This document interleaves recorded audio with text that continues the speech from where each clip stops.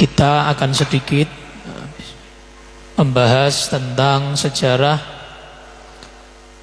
putri tercinta Nabi Sayyidatuna Fatimahuz Zahra radhiyallahu taala anha wa alaihas salam. Sayyidah Fatimah, karena tadi hari kelahiran beliau ya, maka kita bahas tentang Sayyidah Fatimah. Sayyidah Fatimah ini putri yang, atau bukan hanya putri, manusia yang paling dicintai Nabi. Pernah Nabi ditanya, man ahabbun nas ilaik, siapa orang yang paling kau cintai? Kata Nabi, Fatimah. Paling dicintai Nabi. Sayyidah Fatimah, Nabi pernah menyampaikan, Fatimah bid'atun minni, Fatimah itu gumpalan dariku, bagian dariku, darah dagingku. Yakbiduni ma yakbiduha, yang buat Fatimah marah buat saya marah.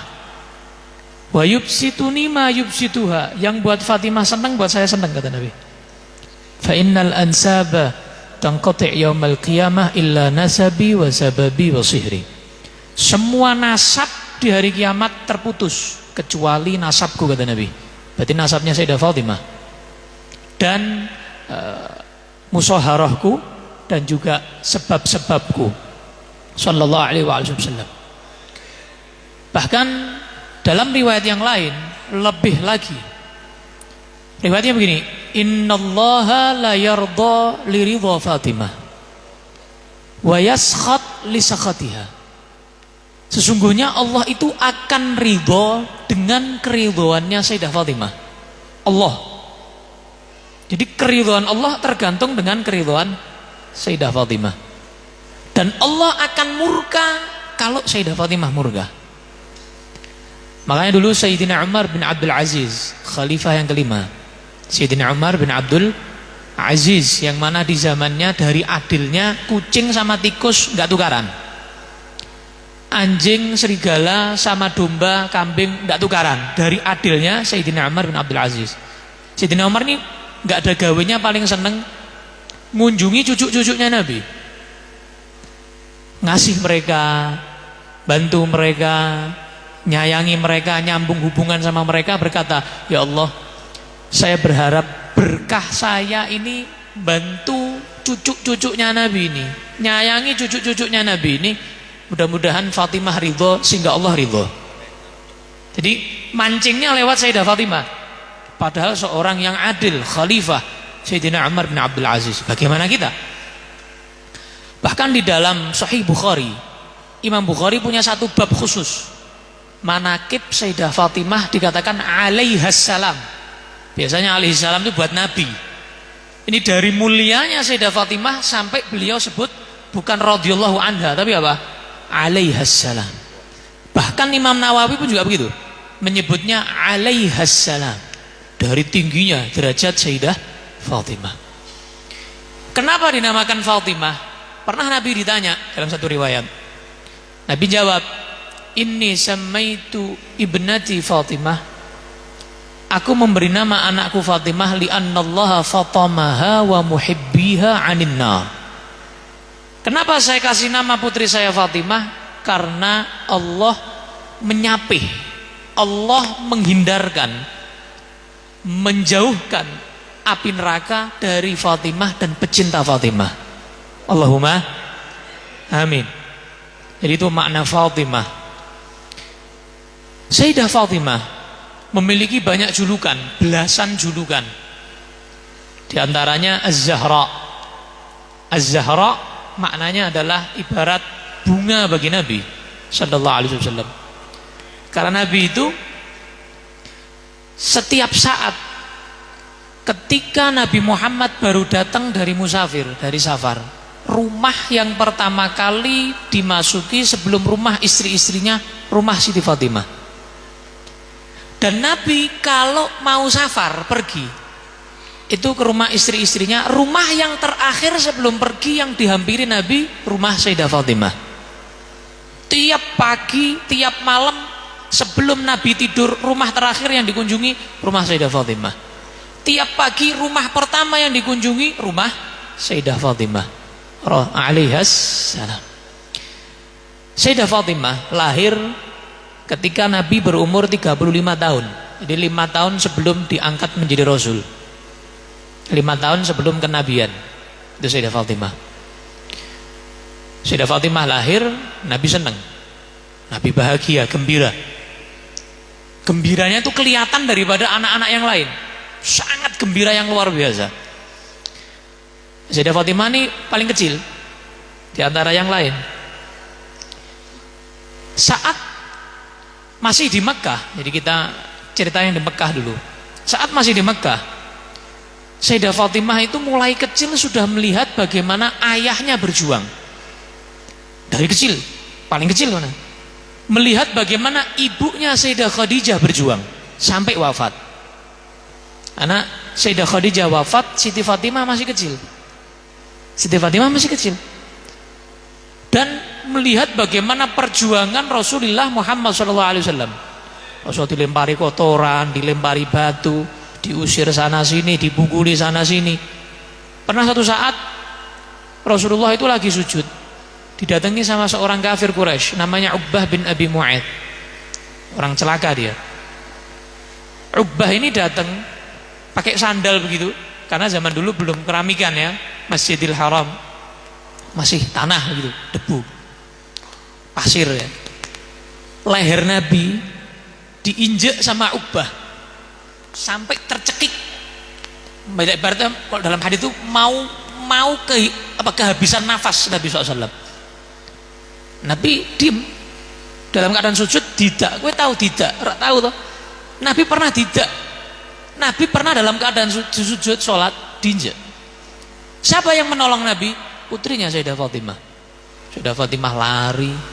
Jadi dijauhkan, ya kecil, dijauhkan Uqbah dari leher ayahnya sallallahu alaihi wasallam. Sampai Nabi Muhammad selesai sholat, Nabi Muhammad pulang, wajahnya penuh tanah, penuh apa? Pasir tadi itu, karena diinjek tadi itu. Yang bersihkan Sayyidah Fatimah, yang gantikan ibunya Sayyidah Khadijah. Sayyidah Fatimah nangis. Rasulullah bilang begini, "Hei Fatimah, tidak usah nangis."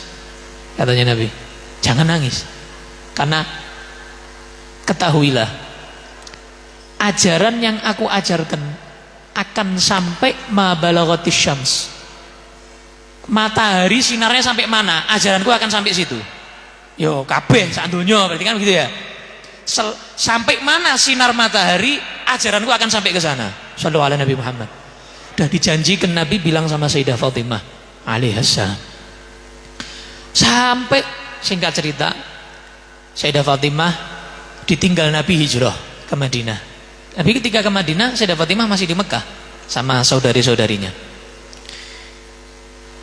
Suatu saat ketika sudah aman, Nabi merintahkan sahabatnya Sayyidina Zaid jemput istrinya Saudah, Sayyidah Fatimah dan Ummi Kulthum, putrinya Nabi SAW. Suruh jemput. Dijemput, ada seorang kafir yang namanya Huwairith. Seorang kafir yang bernama Huwairith ini dengar, oh, putri-putrinya Muhammad ini mau pergi ke Madinah. Kesempatan ini buat ngebuli. Mau ngebuli putrinya Nabi, mau nyakitin putrinya Nabi. Naik unta, sama dia kaki untanya itu disleding, mau diapake begitu, sampai untanya jatuh, Ummi Kulthum jatuh, Siti Fatimah jatuh, luka. Sampai dari, kan unta itu besar ya, tinggi unta ini. Saking dahsyatnya jatuhnya, Sayyidah Fatimah luka agak parah. Yang paling parah Ummi Kulthum. Ummi Kulthum itu sampai istihadhah, keluar darah terus, bukan waktunya haid, keluar darah terus dari parahnya jatuhnya saat itu. Sampai di kota Madinah, Nabi melihat putri-putrinya itu dalam keadaan luka.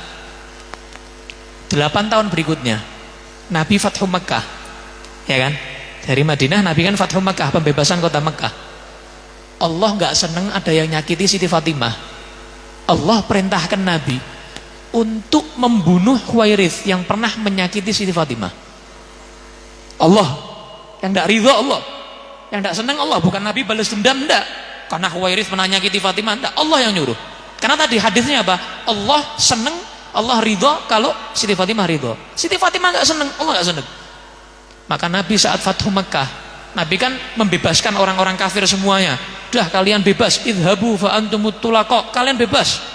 Tidak ada yang disakiti kalian, gak akan ada yang dizalimi kecuali beberapa. Di antaranya Huwairits. Nabi bilang begini, siapa di antara kalian kelihatan Huwairits, bunuh walaupun dia bergelantungan ada di kain Ka'bah sutra. Siapa yang bunuh? Suaminya Sayyidina Ali bin Abi Thalib. Loh, kurang ajar ibaratnya.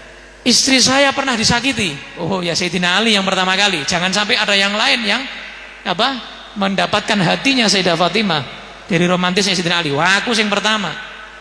Maju Sayyidina Ali mencari Huwairits, dibunuh oleh Sayyidina Ali bin Abi Thalib karramallahu wajhah. Nah, di Madinah setelah hijrah mereka menikah. Cerita pernikahan Sayyidina Ali dengan Sayyidah Fatimah. Pertama itu Sayyidah Fatimah itu dibuat rebutan. Siapa yang tidak mau nikahi orang paling dicintai Nabi? Sayyidina Abu Bakar nembung, datang, ditolak. Jadi awakmu ono sing nolak, ya wajar. Ya. Karena Sayyidina Abu Bakar pernah ditolak. Sayyidina Abu Bakar ditolak, Sayyidina Umar, coba ngerti aku ditompo. Sayyidina Umar bin Khattab berangkat, mau nembung, mau minta ngelamar Sayyidah Fatimah, ditolak. Nabi sudah tahu, Nabi nunggu Sayyidina Ali yang datang. Karena beberapa sahabat rahasia, Nabi sudah bilang sama sahabat, Allah sudah mengakatkan Ali dan Fatimah di langit, tinggal saya yang ngakatin di dunia. Loh, yang ngakatkan Allah loh. Sayyidina Ali dan Sayyidah Fatimah di langit, Rasul yang ngakatkan di bumi. Nabi nunggu Sayyidina Ali. Wah, sahabat Sayyidina Abu Bakar, Sayyidina Umar, wah awake dhewe ditolak, coba ente Ali berarti. Ente ini nasab menang, beranian menang. Ente mulai kecil dididik sama Nabi di rumahnya Nabi Sallallahu Alaihi Wasallam. Mungkin ente ditompo, mungkin Nabi bermaksud sama ente, mungkin ditunggu ente ini. Sayyidina Ali berani, oh ya langsung semangat. Siapa ngerti ditompo, siapa tahu diterima, datang ke rumah Nabi SAW. Malu-malu Sayyidina Ali, datang ke rumah Nabi, salaman, duduk, diem. Nabi ya diem-dieman gitu. Malu ya, Nabi manusia yang paling malu, Sayyidina Ali juga malu, diem agak lama gitu. Terus Sayyidina Ali memberanikan diri, tak ngomong, udah meneng-menengan terus. Sayyidina Ali bilang, Nabi, nikahkan aku dengan putrimu Fatimah. Nabi jawab, marhaban wa ahlan. Marhaban wa ahlan, disambut sama Nabi. Keluar, jadi tunggu sama sahabat, piye tompo ora, diterima apa enggak? Iya, Nabi jawab marhaban wa ahlan. Marhaban tok wis cukup, apa meneh wa ahlan. Katanya sahabat, tambahi meneh, berarti wis ditompo sak tompo-tompone. Luar biasa penerimaan Nabi Sallallahu Alaihi Wasallam. Dipanggil sama Nabi, Ali, ini punya apa? Berarti buat anak saya. Mungkin kalau sekarang, oh saya punya rumah, saya punya mobil, rekening saya ada sekian, lamaran saya misalnya 50 juta, 100 juta, 500 juta. Sayyidina Ali bilang, tapi saya tidak punya apa-apa. Saya ini anaknya Abu Thalib. Abu Thalib ngasih makan aja susah, apalagi buat ngasih lamaran. Saya tidak punya apa-apa Nabi. Saya punya cuma 2. Satu pedang saya. Kata Nabi, jangan, pedang itu kan ente buat jihad. Lente pedangnya buat ngelamar, lente mau perang pakai apa? Terus yang kedua Nabi, saya punya baju besi hadiah dari engkau. Jadi hadiah dari Nabi SAW dibalik nomeneh dari miskinnya Sayyidina Ali. Ya udah, baju besi yang pernah saya kasih itu bawa sini tak jual. Suruh jual sama Nabi. Sayyidina Ali suruh jual. Sayyidina Utsman tidak mau kalah, jangan sampai ada orang lain yang beli. Sayyidina Utsman, Ali, bawa sini. Tak beli 480 dirham. Dibeli, diterima atau baju besinya? Sekarang baju besinya tak hadiahkan ke kamu lagi, karena ini pemberiannya Nabi Shallallahu Alaihi Wasallam. Double. Dibeli, dibalik nomornya. Datang ke Nabi Shallallahu Alaihi Wasallam bawa 480 itu, taruh depannya Nabi. Kemudian Nabi ngambil sepertiganya, ngambil Bilal. Bilal sini. Ini belikan buat apa? Minyak wangi. Sepertiganya buat minyak wangi, sisanya buat beli tanah, rumah. Rumahnya kecil. Rumahnya itu kayak kamar kalau sekarang. Isinya kasur sama tikar. Dari sedikitnya uang lamaran itu, tikernya nggak cukup serumah. Jadi kasur, bantalnya 4, yang 2 dari wol, yang 2 dari itu serabut kurma loh. Bantal saka serabut iki rasane piye? Ya. Kemudian tali buat jemuran, bukan kastok, apa istilahnya? Gantungan baju itu loh. Hanger apa bukan? Tali. Alah tali kayak jemuran itu loh. Buat nyantolkan baju. Sama kirbah itu wadah minum gitu, bukan kulkas, bukan 2 pintu. Alah kayak kending itu loh. Taruh begitu. Terus sama kasur tadi, 4 bantal tadi, sama tikernya nggak cukup buat 1 rumah, nggak sampai pintu. Akhirnya Nabi merintahkan ambil cari pasir yang halus. Etok-etoknya kayak karpet lah ya. Pasir yang apa? Halus kayak pasir pantai kan halus ya kan? Pasir yang halus buat ya ben api-apian lah, buat bagus-bagusan begitu. Akhirnya mereka dinikahkan oleh Nabi sallallahu alaihi wasallam.